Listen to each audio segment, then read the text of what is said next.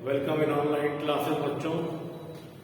आज की क्लास में हिंदी विषय में हम लोग हिंदी साहित्य के इतिहास के अंतर्गत हम लोग शुरू करेंगे भक्ति काल।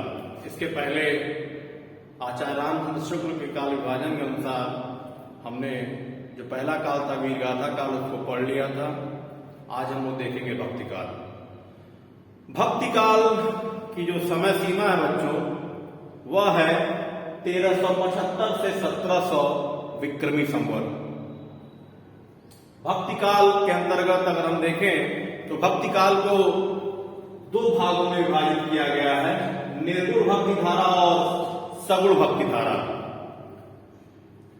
निर्गुण भक्ति धारा का मतलब, निर्गुण मतलब होता है ईश्वर का निराकार रूप, अर्थात ईश्वर का ऐसा स्वरूप जिसके अनुसार मान्यता है कि ईश्वर का कोई निश्चित आकार नहीं है बल्कि यह कण कण में व्याप्त है। और निर्गुण भक्ति धारा इसी मत का समर्थन करती है।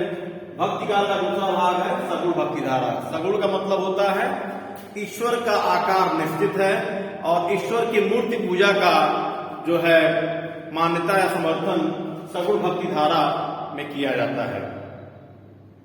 अब आइए देखते हैं सबसे पहले निर्गुण भक्ति धारा जो है यह स्वयं दो भागों में विभाजित है, ज्ञान मार्गी शाखा और प्रेम मार्गी शाखा। प्यारे बच्चों, निर्गुण भक्ति धारा का जैसा कि मैंने बताया कि ईश्वर का जो है निराकार रूप होता है और इसका पहला जो भाग है वह ज्ञान मार्गी शाखा। ज्ञान मार्गी शाखा जैसा कि नाम से ही स्पष्ट है, ज्ञान की महत्ता इस शाखा के कवि और रचनाकारों ने इसके अंतर्गत दी है और ज्ञान की बातें अपनी रचनाओं के माध्यम से ज्ञान मार्गी शाखा के प्रमुख कवियों ने किया है। और ज्ञान मार्गी शाखा के जो सबसे प्रमुख कवि हैं वे हैं कबीरदास, जिसको हम बाद में डिटेल में पढ़ेंगे। ज्ञान मार्गी शाखा को बस यहाँ पर इतना जाना चाहिए कि दिमाग में बैठाने के लिए ज्ञान मार्गी शाखा के प्रमुख कवि हैं कबीरदास। और कबीर जो है ईश्वर के निराकार रूप को मानते थे और उन्होंने अपने ज्ञान के दोहे के माध्यम से हमें जीवन में आगे बढ़ने के लिए प्रेरित किया है। और इनकी प्रमुख रचना है बीजक। कबीरदास की प्रमुख रचना कौन सी है? बीजक। निर्गुण भक्ति धारा की जो दूसरी शाखा है वह है प्रेम मार्गी शाखा। इसमें ईश्वर की प्राप्ति का जो मार्ग बताया गया वह प्रेम और संगीत के माध्यम से ईश्वर की प्राप्ति का मार्ग बताया गया है। और प्रेम मार्गी शाखा के जो प्रमुख कवि हैं वे हैं मलिक मोहम्मद जायसी। मलिक मोहम्मद जायसी। इन सभी धाराओं को हम अलग से बात के विस्तार से भी पढ़ेंगे। फिलहाल यहाँ जान जाइए कि प्रेम मार्गी शाखा के प्रमुख कवि हैं मलिक मोहम्मद जायसी और इनकी प्रमुख रचना है पद्मावत। ये सब बहुत महत्वपूर्ण है, परीक्षा में पूछा जाता है। पद्मावत जो है वह मलिक मोहम्मद जायसी की रचना है। तो इस प्रकार बच्चों हमने भक्ति काल के वर्गीकरण के अंतर्गत देखा कि भक्ति काल को दो भाग में विभाजित किया गया, निर्गुण भक्ति धारा और सगुण भक्ति धारा। फिर हमने देखा कि निर्गुण भक्ति धारा को ज्ञान मार्गी शाखा और प्रेम मार्गी शाखा इन दो शाखाओं में विभाजित किया गया है। ज्ञान मार्गी शाखा के अंतर्गत जो कवि आते हैं उन्होंने ज्ञान के मार्ग पर चलने की प्रेरणा दी है और ईश्वर के निराकार रूप की उपासना ज्ञान के द्वारा करने की हमें शिक्षा दी है। और इसके प्रमुख कवि है कबीरदास। जबकि प्रेम मार्गी शाखा जो निर्गुण भक्ति धारा की दूसरी शाखा है, इसके अंतर्गत प्रेम और संगीत के माध्यम से कवियों ने हमें शिक्षा प्रदान की है, ईश्वर का ज्ञान प्राप्त करने का तरीका बताया। और प्रेम मार्गी शाखा के प्रमुख कवि हैं मलिक मोहम्मद जायसी और इनकी प्रमुख रचना है पद्मावत। अब आइए देखते हैं भक्ति काल की जो दूसरी शाखा है वह सगुण भक्ति धारा, यानी कि ईश्वर की मूर्ति पूजा का समर्थन और ईश्वर का आकार निश्चित होता है, यह सगुण भक्ति धारा बताया गया है। सगुण भक्ति धारा को दो भाग में विभाजित किया गया और उसकी जो पहली शाखा है वह राम भक्ति शाखा, अर्थात ईश्वर के रूप में भगवान राम की प्रतिष्ठा इस शाखा की कवियों रचनाकारों द्वारा की गई है। और राम भक्ति शाखा के प्रमुख कवि हैं तुलसीदास और इनकी प्रमुख रचना है रामचरितमानस। रामचरितमानस सगुण भक्ति धारा की जो दूसरी शाखा है वह कृष्ण भक्ति शाखा। कृष्ण भक्ति शाखा के अंतर्गत ईश्वर के साकार रूप की उपासना की गई है और भगवान श्री कृष्ण को ईश्वर का स्वरूप प्रतिष्ठित किया गया है कृष्ण भक्ति शाखा के कवि द्वारा। और इसके जो सबसे प्रमुख कवि हैं वे हैं सूरदास। इसके अतिरिक्त कवित्री जो मीराबाई है वे भी कृष्ण भक्ति शाखा की है। ठीक है बच्चों, तो इस तरीके से हमने भक्ति काल की समय सीमा देखी 1375 से 1700 विक्रमी संवत और भक्ति काल का एक इसको दो भाग में विभाजित किया गया है, निर्गुण भक्ति धारा और सगुण भक्ति धारा। इसके अतिरिक्त निर्गुण भक्ति धारा को दो भाग में विभाजित किया गया, ज्ञान मार्ग की शाखा और प्रेम मार्ग की शाखा। ज्ञान मार्ग की शाखा के प्रमुख कवि है कबीरदास। इनकी प्रमुख रचना है बीजक। और प्रेम मार्ग की शाखा के प्रमुख कवि है मलिक मोहम्मद जायसी और इनकी प्रमुख रचना है पद्मावत।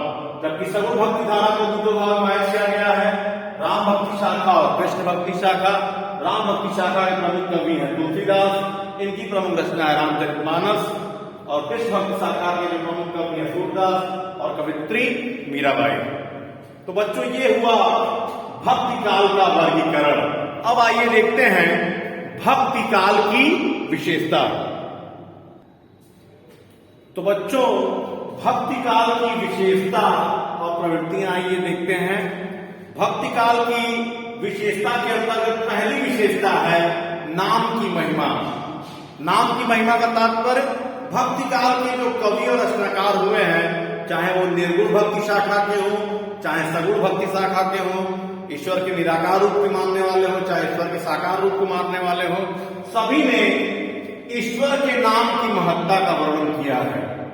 कबीरदास ने जहां अपने गुरु रामानंद से प्राप्त राम नाम जो निराकार था उसका महत्ता बताया है, वहीं सगुण ब्रह्म के जो तुलसीदास राम भक्ति शाखा के, उन्होंने मर्यादा पुरुषोत्तम श्री राम, दशरथ पुत्र श्री राम के राम नाम की महिमा को बताया है और बताया है कि ईश्वर का नाम लेने से हमारे सभी कार्य आसानी से सिद्ध हो जाते हैं। तो पहली विशेषता है नाम की महिमा भक्ति काल की। दूसरी विशेषता है गुरु का महत्व। गुरु जो है वह हमें जीवन में मार्गदर्शन दिखाता है, हमें रास्ता दिखाता है और गुरु वह व्यक्ति होता है जो हमें गोविंद से मिलाने की क्षमता रखता है। इस प्रकार से गुरु का महत्व भक्ति काल की दूसरी विशेषता है। तीसरी विशेषता है अहंकारों का त्याग। भक्ति काल के जो कवि और रचनाकार हुए हैं उन्होंने हमें सिखाया है कि जब तक हमारे अंदर मैं की भावना यानी अहंकार रहता है तब तक हमारे हृदय में ईश्वर का वास नहीं हो सकता है। और जब हम अहंकार का त्याग करते हैं, अपने मैं का त्याग करते हैं, तब हमारे हृदय में ईश्वरीय ज्ञान की प्राप्ति या ईश्वरीय ज्ञान की ज्योति जलती है। तो तीसरी विशेषता है भक्ति काल की, वह है अहंकारों का त्याग।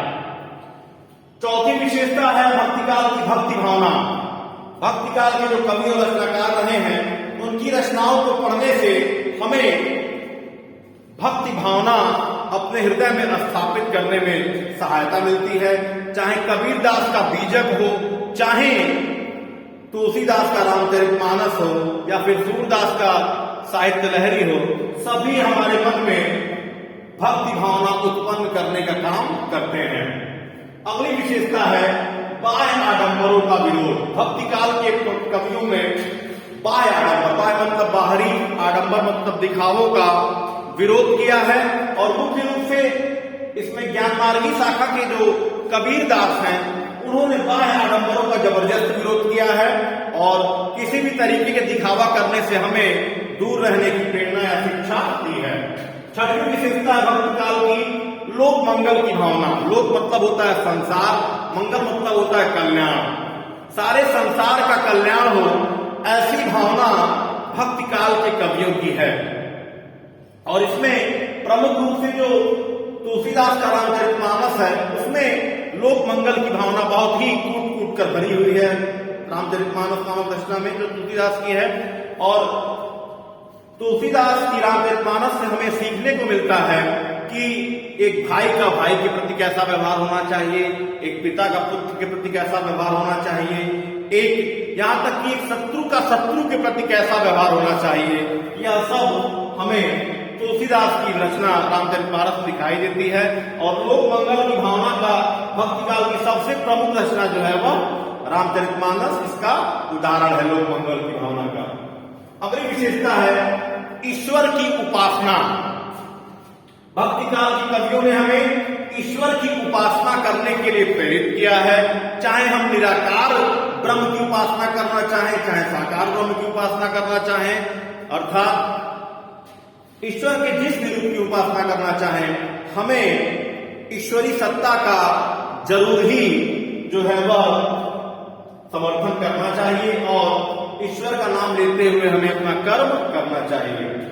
आठवीं विशेषता जो बच्चों बहुत ही महत्वपूर्ण विशेषता है और यह कई बार परीक्षा पूछा गया है कि भक्ति काल को हिंदी साहित्य का स्वर्ण युग यानी कि गोल्डन पीरियड कहा जाता है। बहुत ही इंपॉर्टेंट है ये। भक्ति काल को हिंदी साहित्य का स्वर्ण युग कहा जाता है यानी गोल्डन पीरियड कहा जाता है।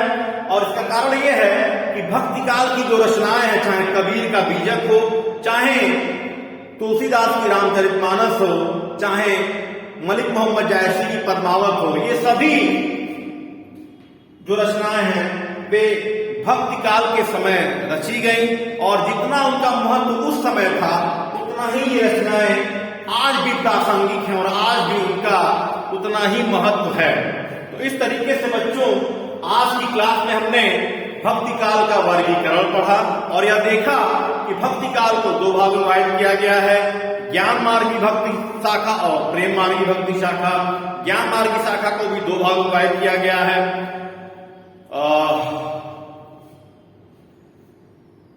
ज्ञान मार्गी शाखा को भी जो है वह दो भागों में विभाजित किया गया है। बच्चों इस तरीके से हमने देखा कि भक्ति काल को दो भागों में विभाजित किया गया है, निर्गुण भक्ति शाखा और सगुण भक्ति शाखा। निर्गुण भक्ति शाखा को दो भागों में विभाजित किया गया है, ज्ञान मार्गी भक्ति शाखा और प्रेम मार्गी भक्ति शाखा। ज्ञान मार्गी शाखा के प्रमुख कवि हैं कबीरदास और प्रेम मार्गी शाखा के प्रमुख कवि हैं मलिक मोहम्मद जायसी। जबकि सगुण भक्ति शाखा को भी दो भागों में विभाजित किया गया है, राम भक्ति शाखा और कृष्ण भक्ति शाखा। राम भक्ति शाखा के प्रमुख कवि हैं तुलसीदास और प्रेम मार्गी कृष्ण भक्ति शाखा के प्रमुख कवि हैं आपकी मीराबाई कवित्री और सूरदास रसखान वगैरह। तो बच्चों इसके बाद हमने देखा भक्ति काल की विशेषता। भक्ति काल की विशेषता के अंतर्गत हमने देखा पहली विशेषता नाम की महिमा, दूसरी विशेषता गुरु का महत्व, तीसरी विशेषता अहंकारों का त्याग, चौथी विशेषता भक्ति भावना, पांचवी विशेषता बाह्य आडंबरों का विरोध, छठवीं विशेषता लोक मंगल की भावना, सातवीं विशेषता ईश्वर की उपासना और आठवीं विशेषता है भक्ति काल को हिंदी साहित्य का स्वर्ण युग कहा जाता है। तो आज की क्लास में बच्चों बस इतना ही। अगली क्लास में हम शुरू करेंगे भक्ति काल के अंतर्गत जो निर्गुण भक्ति शाखा की जो पहला भाग है ज्ञान मार्गी भक्ति शाखा, इसको हम लोग अगली क्लास में पढ़ेंगे। धन्यवाद। Thank you class.